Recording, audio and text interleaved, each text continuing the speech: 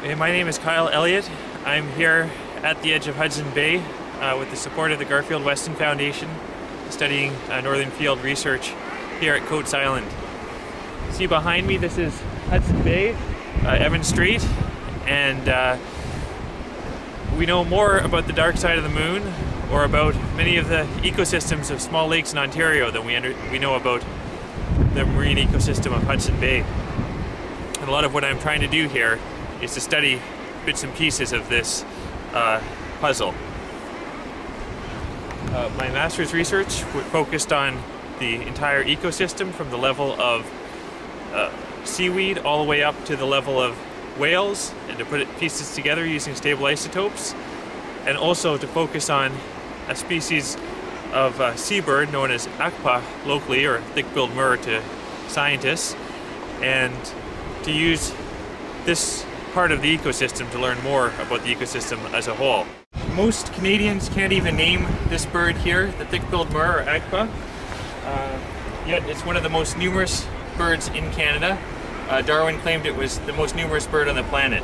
The Garfield Weston Foundation's support, I'm here researching the life in the wild of these iconic northern creatures, thick-billed murres, akpas, the physiological, the behavioral, metabolism, immune competency, a whole bunch of different, a whole suite of parameters.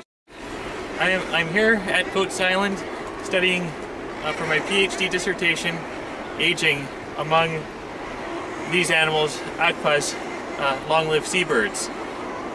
From bowhead whales to quahog clams to albatrosses, some of the oldest lived organisms on the planet live in the harsh environments of the polar regions. These akpa are part of that trend. Here, this bird here. How old are you, Ashley?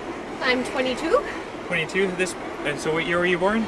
89. 89. This bird here was born in 1981. It's 30 years older. So here you go. Here's a older guy to hang out with.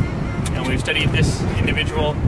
You can see it marked with the green here, and we know its age because it was marked with a band here by somebody in 1981. Are you able to see that? We're able to know its age because of the band written here, banded in 1981. Do you want to let it go?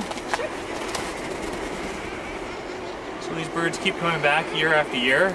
One of the things I've discovered this year is that there's a reduction in metabolism with age. It's the first time this has been demonstrated for a long-lived bird, and you might expect for a bird which lives in such a challenging environment for such a long time that it might try and reduce its metabolism to live even longer.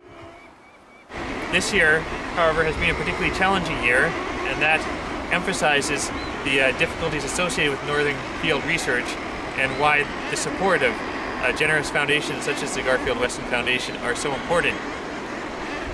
We had polar bears who are on land much earlier due to early ice clearance come and wipe basically this entire area of the colony that you can see here. You can see there are no chicks, there are no eggs. In a usual year, this would be blanketed with murres with chicks and eggs, and because of the early ice clearance this year, polar bears have just wiped this.